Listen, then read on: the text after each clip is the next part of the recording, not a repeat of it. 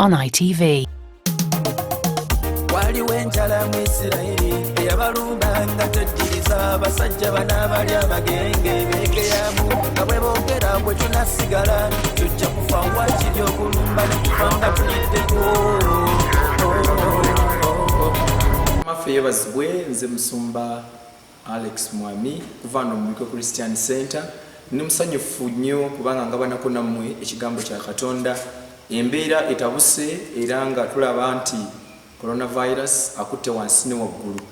Naye ate tulina star ow'ensi gwe tutunulira nga tutunulira coronavirus. Naye tulinayo star akiikiridde eggulu oyo mu bwa Katonda bwe twandisa divine star. Naye mu kaseera kano embeera eriwo Katonda kakana alimu atwetaaga era mu mbeera ebintu bina bina ebiriwo ebigenda mu nsi. Ensi zonna ziri mu biboobe, ensi zikaaba. Tunulira Amerika nga super power okubanga nayo yavunnamye ku lw'ekirwadde kino ekiriwo.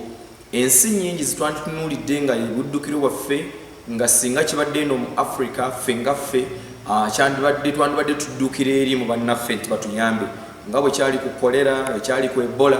Naye Katonda ffe ono mwesigwa. Byonna byonna nga bwe tubiraba byatandikidde mu baganda baffe bali ne bayisa bubi. Ekimu kubiraga nti obuddukiro bwaffe bwe buliwa obanga tubadde tufuna ebizibu biri ntufuna endwadde ntuddukira mu bannaffe bali abeeru. Kaakati nno waliwo ekyokuyiga wano nti kaakano Katonda yasigalidde nga kyekiddukiro kyaffe.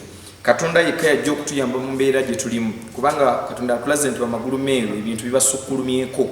Embeera etabukidde ddala n'abasawo batandise okulekulira okubanga bava mu busawo. Naye Katonda waffe nga bwali omulungi ye Katonda wa the God of the second chance oba Katonda atuddiramu nate.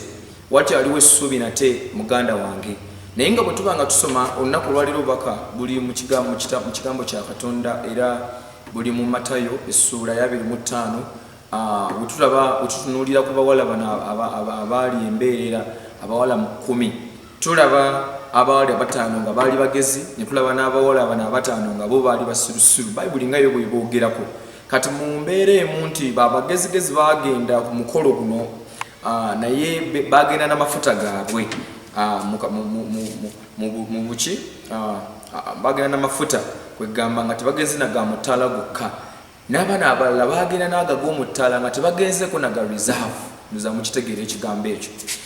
Mu mbeera eno tulaba nti nno akaseera ke basuubira omugole okutuuka yalwawo okujja. Akagombe kagenda okuvuga nti bannange omugole atuuse nga kiri too late ng'obudde buyise. Ab'emikwano, Katonda waffe atwagala. Bingi byakoze ebitulaga nti naagala tukomewo gyali.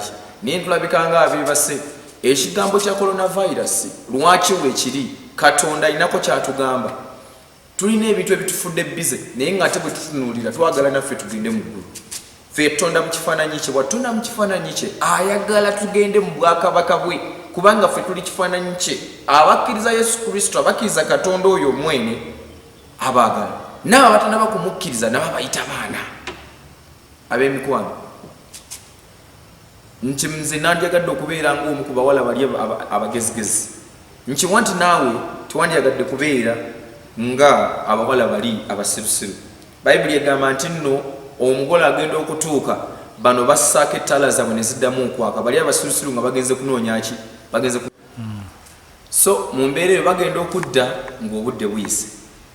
Era Bayibuli egamba bw'eti Yesu aligamba nti nze sibamanyi basibire ebweru. Katonda waffe okuleeta kino tayagala tusibire bweru. Ayagala tuddemu okulowooza omulundi ogwokubiri tulabike nga tukomawo gyali.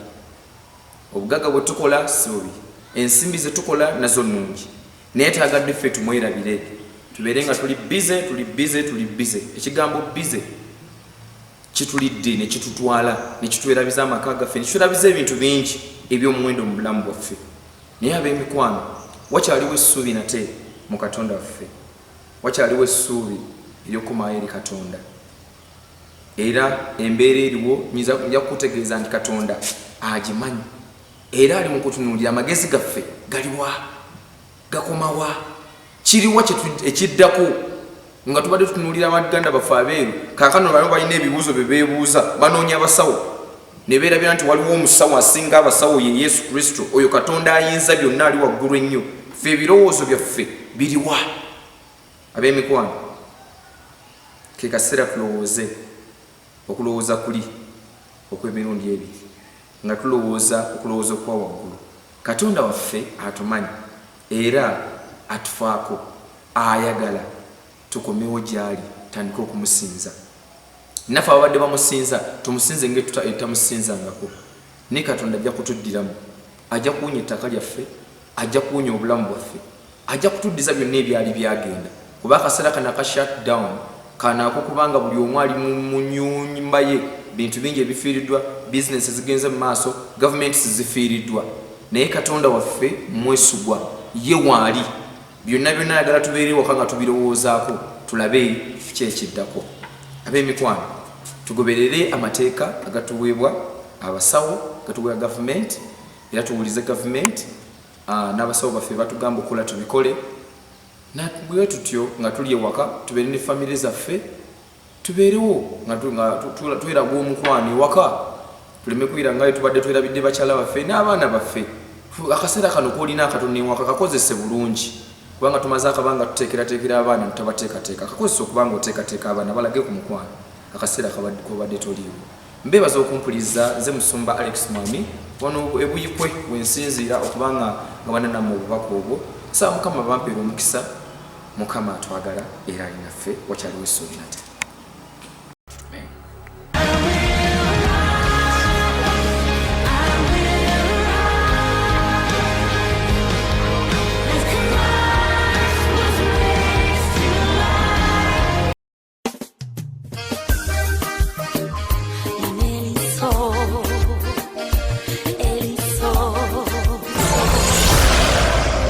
On ITV.